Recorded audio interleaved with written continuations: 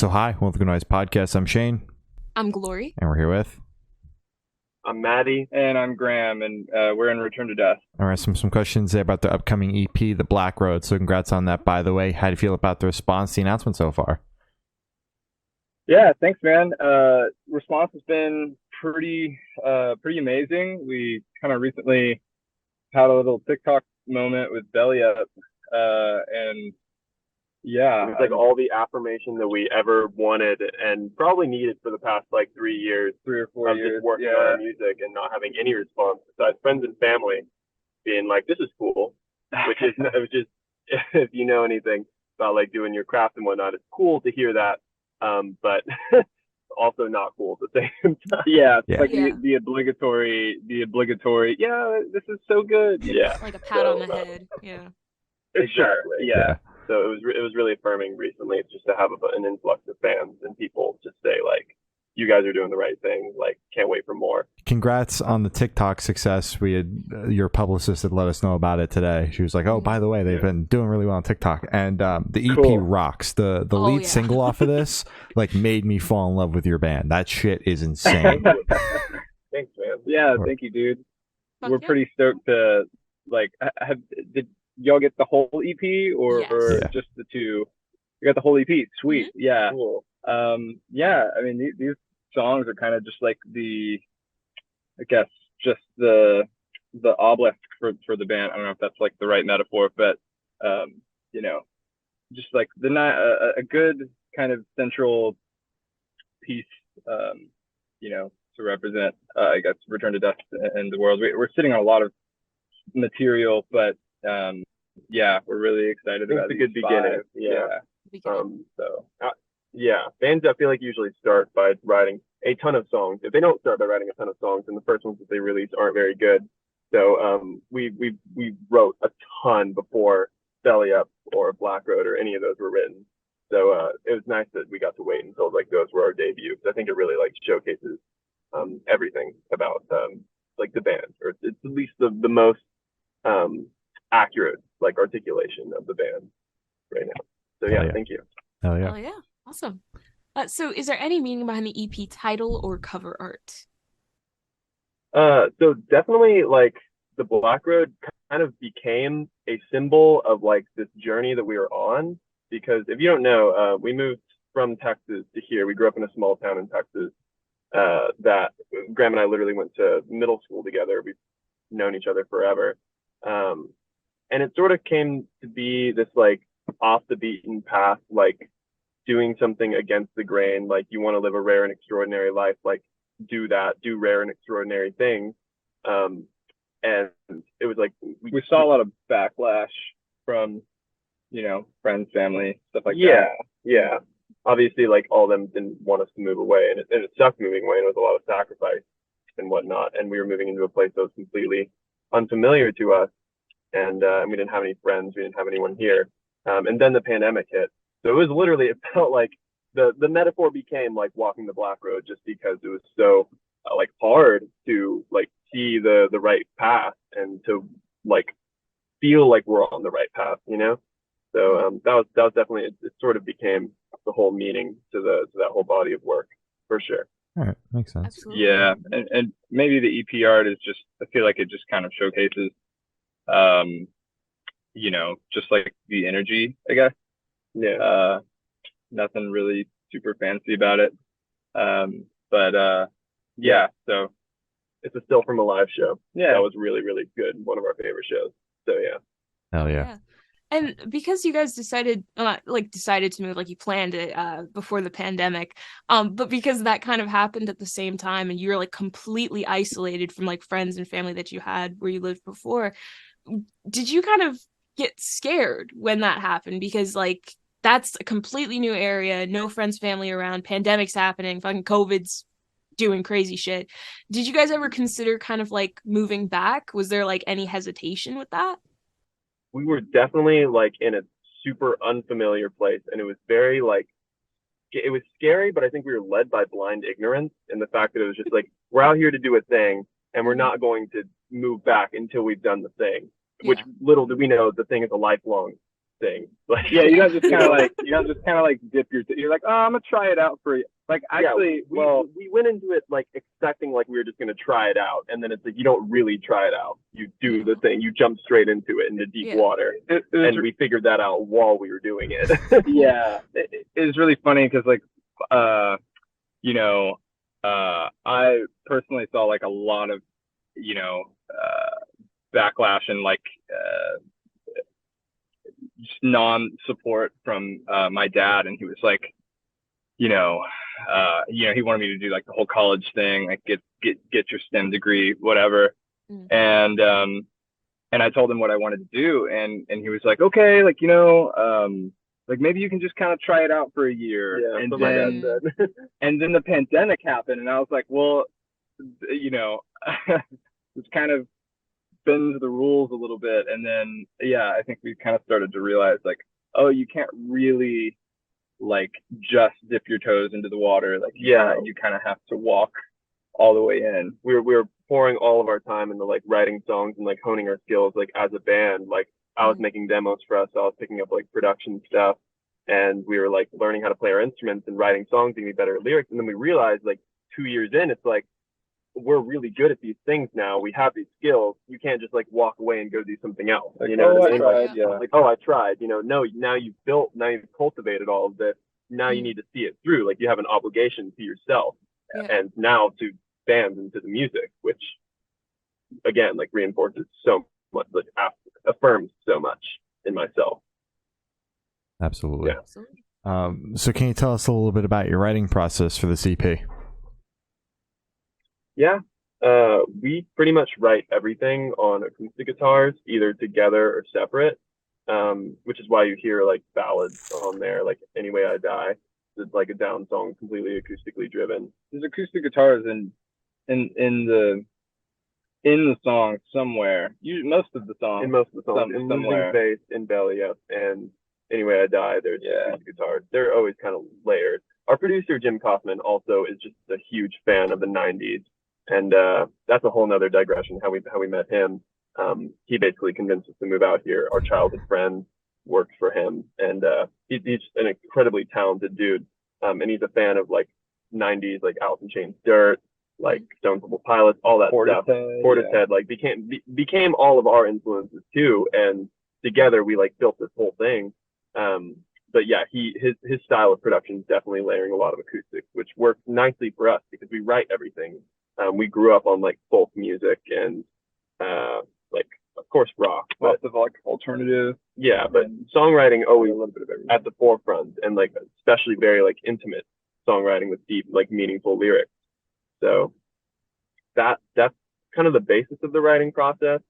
Like sometimes like I'll come up with the verse, and then like we'll kind of both come together and build maybe the hook or the chorus. Or maybe vice versa. Like, I don't know. It kind of helps that there's both of us that kind of, have the chance to like birth,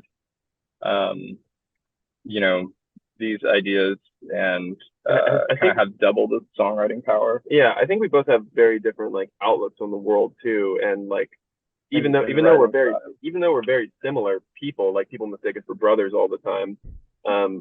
We like have these different ways of viewing like the world and viewing songwriting and whatnot, and music taste. We listen to everything, but everything is kind of skewed. We have favorites, and I think it really helps to bring like he brings a gentle approach to the music, and I bring like a lot of like aggression to the music, and it makes for like some really a nice medium, some very easily listenable stuff. People who love angsty music but don't love like a raw, That's fucking awesome.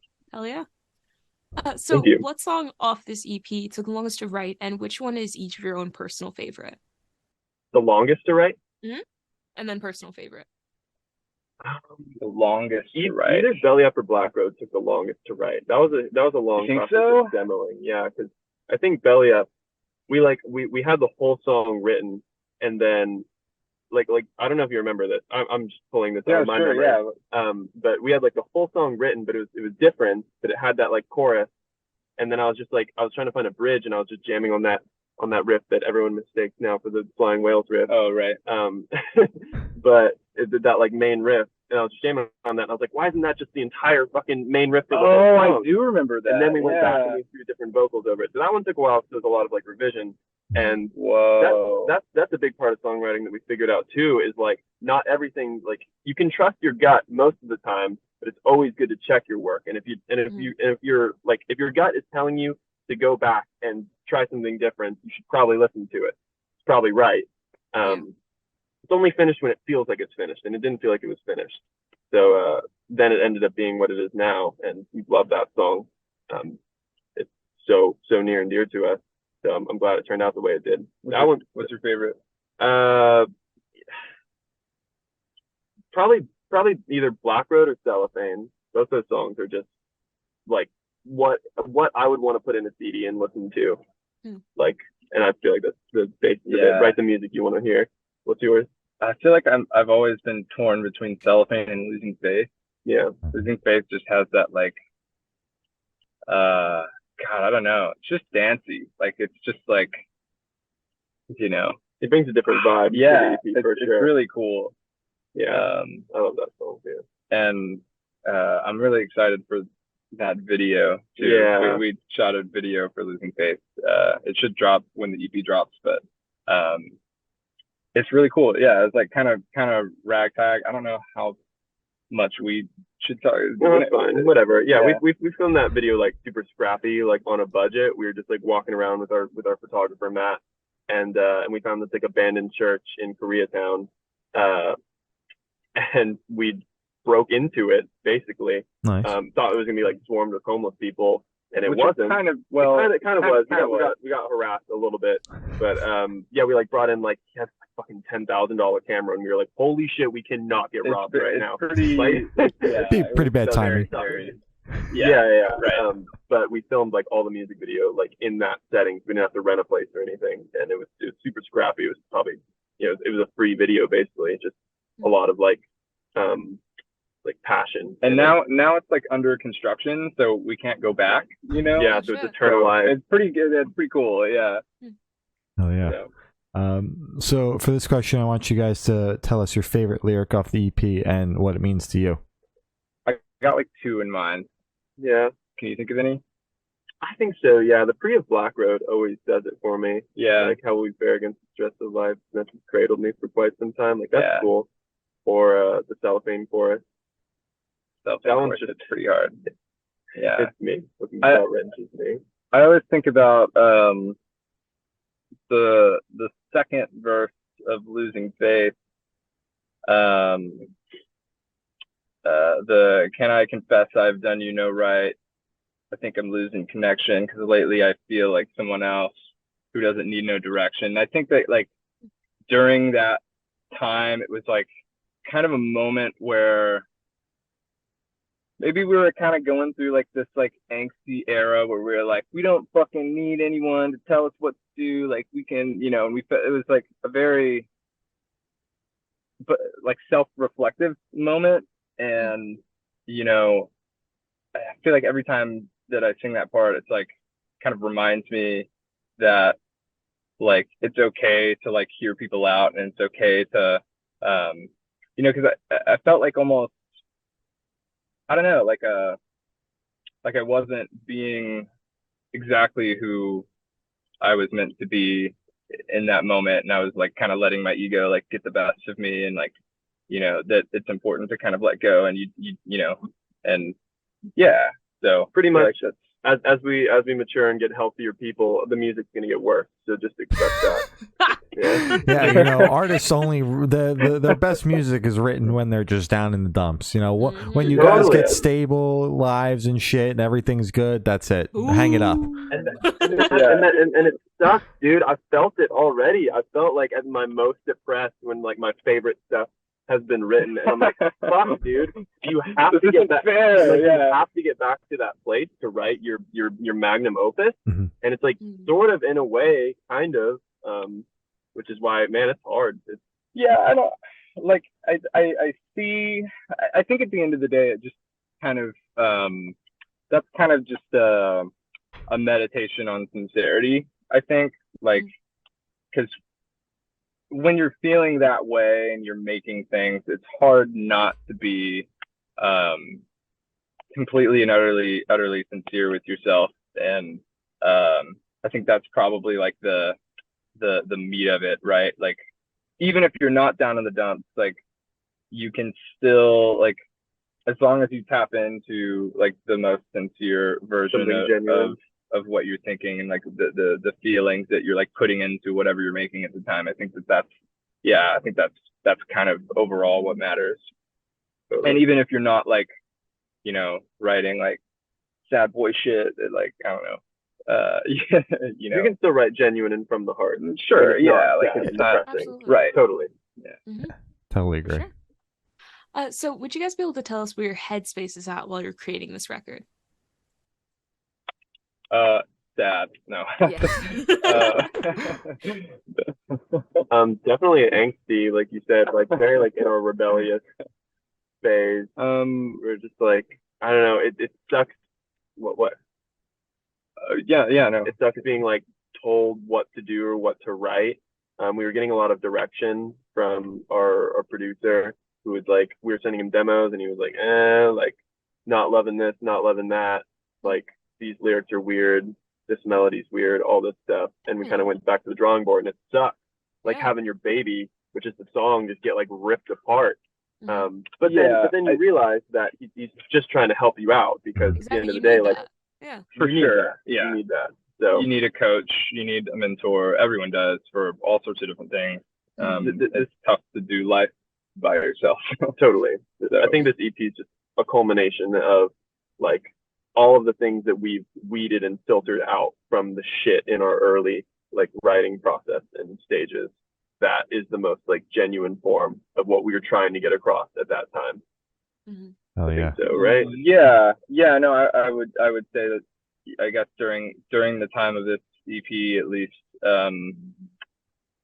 it was just kind of a time of like lots and lots of like pushback from not only kind of internally, like, you know, from either like parental figures or, you know, friends or family or whatever, but like also, you know, from the world. Like with the pandemic, it was a very lonely time for a lot of people. And like, it just kind of was a huge culmination of like all of those kind of that dark time, you know? Yeah.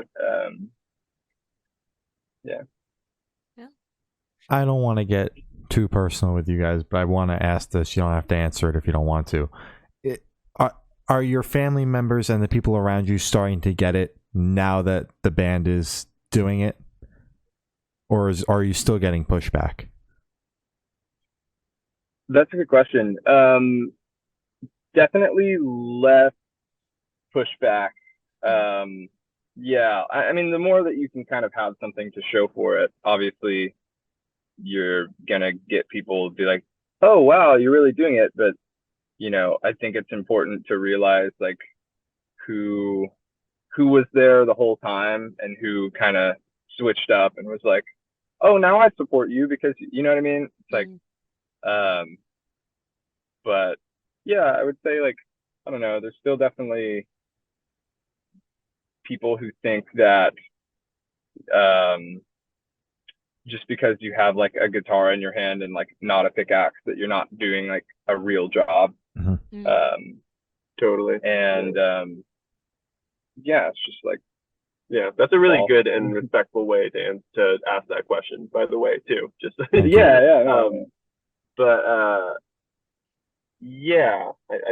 think they're coming around. My dad still wants me to go to college someday, but he's very nice. He's very nice. But he shows up to every show. He's just like, I can't wait for you to finally get that engineering degree. Well, I'm glad that the people are, you know, the people in your life are starting to come around. That's positive. Yeah, totally. So how do you recommend your fans to listen? Not to say, I'm sorry, that's not to say that we're just met with pushback. There's plenty of, you know, I don't want to seem like, you know, ungrateful for there's plenty of people, you know, in our lives that, you know, are really supportive. Totally. Yeah. So. Yeah, but like you've got those people in your lives and you feel like you got to prove them wrong. I get it. Yeah, to some degree. Yeah. Sure. So how do you recommend your fans to listen to this EP for the first time? Should they do it in the car with friends, in the dark with headphones on? Is it workout EP, party EP? What do you personally recommend? Dude, however it speaks to you. I feel like the music could be taken in any kind of way. Well, how do you know how it speaks to you if you haven't heard it yet? I felt I felt the most like I felt the most like badass listening to rock music like in college, just like walking around campus by myself, just like no one, like no one knows how cool I am right now. I'm so cool right now. Yeah. So definitely me. I'm listening to Return to Dust and no one knows. So definitely like me, internally listening and processing it myself. Like that's my idea of a good listening party. But definitely share it with people, of course. Like, I mean, that's the basis of music is community. Yeah. I would say headphones on, walking around. That's a good way. Yeah. It's God, I don't know. Yeah, I mean, there's dance tunes. There's some sob tunes. There's some like throwdown tunes. I don't know. Kind of a little bit of everything. Work out to it, walk around to it, put in headphones and get high and listen to it. Like there's no wrong way. However it jives with you. Hell yeah. Awesome. So this one should be super, super quick off the top of your heads. I want you guys to describe this EP for new listeners in 3 words. 3 words each, 6 total. No more, no less. Somber mosh pit. Oh, nice. Fuck yeah.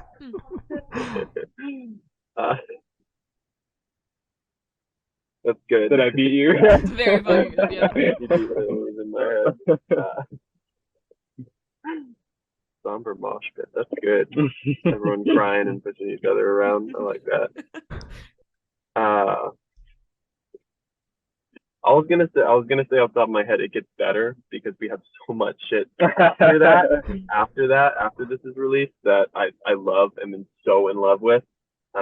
Like all these tunes that are on the EP were written like almost 2 years ago or something like that. So Wow. it's crazy to think like how our writing process has evolved and how people are receiving us, our state of mind 2 years ago. Mm-hmm. Just crazy to me. So yeah, it does get better or maybe worse. I don't know. Depends on how people like it. All right. I mean, they are in a better place now, so you never know.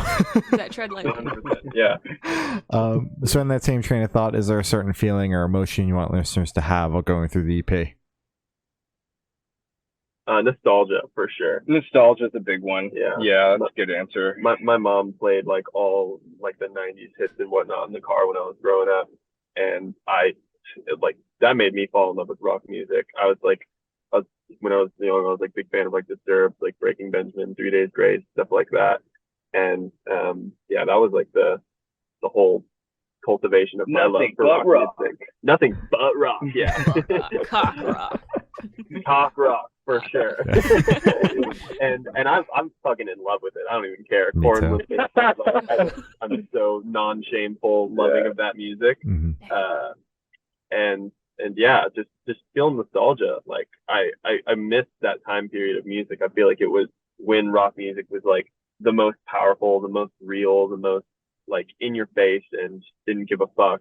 Now I feel like people like it's dancing so far around so many different things and genres and it's trying to be so many things at once. Just say it like it is, like it's not trying to be anything else. Yeah, I think we've seen a lot of that already, like, especially from like all the TikTok comments. It seems like most of the comments are like, oh my God, like I haven't like had, this sort of rock in this way since this time, so it's, I feel like that is already coming across. So I hope that I love that the rest of the EP kind of translates in that way too. Totally. Yeah.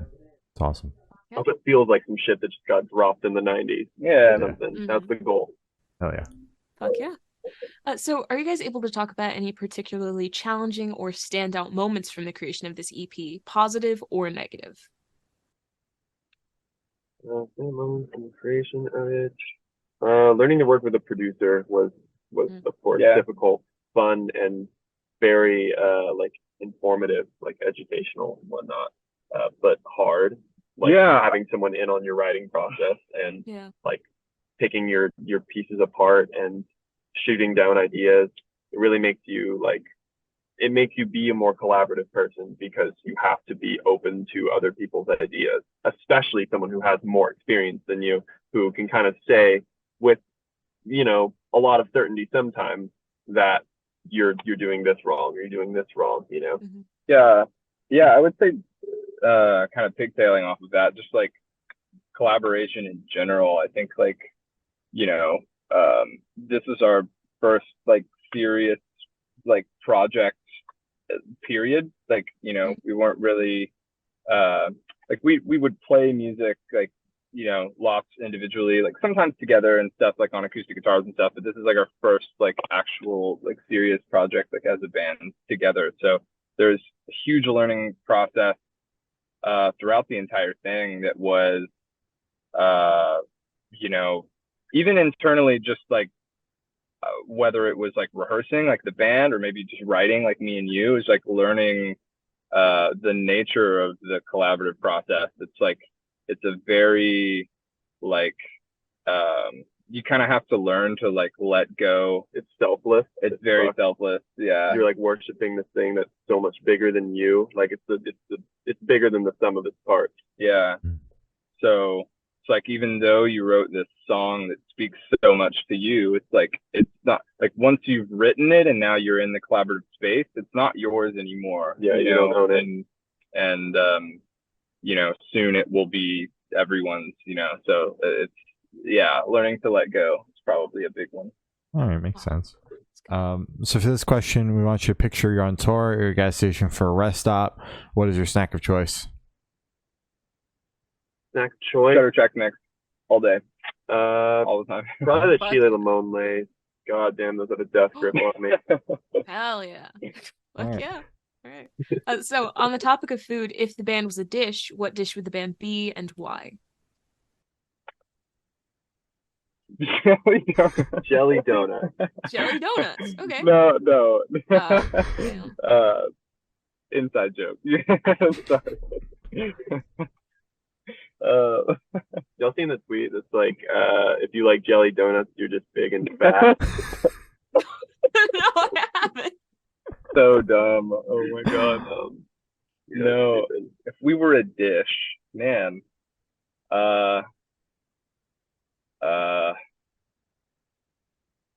That's a hard question. Now you got me thinking about. Oh, God, I'm hungry. I know, yeah, I'm hungry now. Jesus. Our friends just had Greek Easter, and they took a whole lamb from the butcher and they put it on a spit. Like literally, it's like this whole lamb in a body bag that they like brought out and like roasted on a spit for like 5 hours, and they like stuffed its guts with like garlic and onions and shit, and just like partied and drank around that big old lamb. So like tasty and grotesque. Probably the lamb. Yeah, probably. Yeah. Lamb. But Okay. that's the you know, it's tasty and grotesque. So the album or the EP is tasty and grotesque. Exactly. Yeah. Exactly. Right. Okay. All right, sounds It's good. crazy how you described it and made me like, oh, that sounds good, but then also kind of like shot it down with the body bag and then the fucking guts. Yeah, I'm like, it's like- dude, you're fucking mixing two different The like, things verbiage, right now. the verbiage, man. Yeah. Exactly. Oh my god. That's fucking ridiculous, man. So for the last couple questions, we're gonna shift completely away from music and go straight to death row. Boom. So if you're on death row, what would your last meal be with a drink? Death row, last meal, fettuccine alfredo, mac and cheese. Oh, Damn, Crazy. long pasta. I don't Fuck know, yeah. man. It's simple, man. There's no ramifications, you know. There's nothing else. Everything off the table, like fucking I would big old get plate of carbs. so I would get a meal big enough for me to take like multiple years to finish it, and there's the loophole. there's the loophole, right? I'll just be stuck. They're like, okay, well, once you're finished, we'll carry on with the procedure. Well, I I'm want like, seconds and for thirds sure, and yeah. fourths. Damn. And, So you'd rather so- have like fucking like death looming over you as you're like eating fucking like mashed potatoes for like 2 years? Like that's but crazy. it's on my terms. You have a point, but like fuck, man, that's crazy. I'm like, the Alright. moment I finish, as soon as I get all of the meat off of this Mhm. bone, Yeah, the That's fucking the it. poison The goes in needle. the IV. Yeah. exactly. Yeah. All right, sounds good. drink fucking cream soda. Cream soda. Hell I think yeah. We have some similar tastes. we do. Yeah. Cream soda. Graham and I do cream and soda. All So right. good. It's fucking delicious. Hell yeah.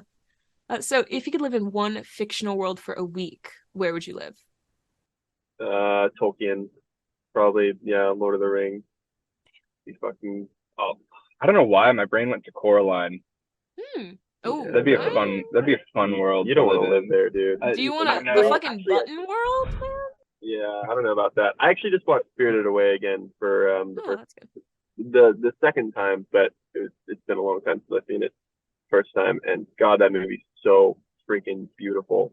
So just living in, like, I don't know, there's something about a beautiful anime world that just makes me want to live there and makes real life so depressing. Like, after I finish it, I'm just like, this pales in comparison, or real life pales in comparison to this. So probably a beautiful Studio Ghibli movie.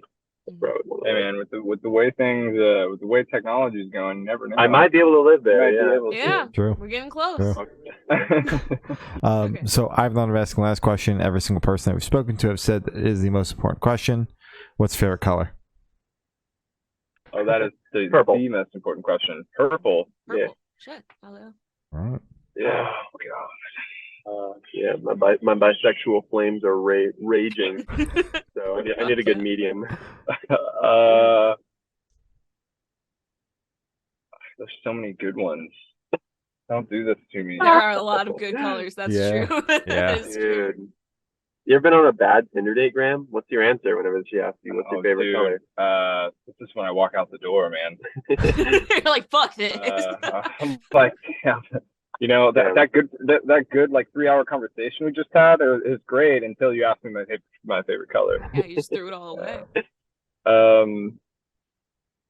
I feel like you're a yellow. You're a yellow or a brown dude? I am kind of a brown guy. Yeah, I have lots of brown in my stinky favorite color. wardrobe. Graham's stinky for that. I'm a pretty stinky dude. Bro, you didn't say like shit brown. It could be like tan or, you know, brown is a very diverse color. A modest shit color. Yeah. Like you like your greens, your yellows, your beiges. Yeah, I'm in a very, like, let's just call it the brown spectrum, right? Yeah. All right. Sounds good. So as I said, that's all the questions you have today. Is there anything that you guys like to plug? EP up to July 28th. Yeah. This EP, like, that we're so freaking hyped to release a full body of work. It has been so much waiting to release anything, so much like refining of our process, so much just like playing our music for friends and family, and just being like, that's fucking rad. So it's like great to finally release something and to just like move on to other things, you know. Like I'm so excited for the future of this band, and I think that the EP sets a good precedent for everything that's going to come after it, which is like good, like quality, like genuine from the heart music, which we are incredibly dedicated to deliver consistently until we die. We've got lots of, we're like I said earlier, we're like sitting on a lot of like really, really exciting material. So it's not stopping anytime soon. That's nice, for sure. Yeah, it's nice to like go of some of it so your brain can make space for some other stuff. And we'll catch up eventually, mentally. But yeah. All right. Well, thank you for sounding. This guy's been Matty and Graham from Return to Dust, and we have been the Good Noise Podcast.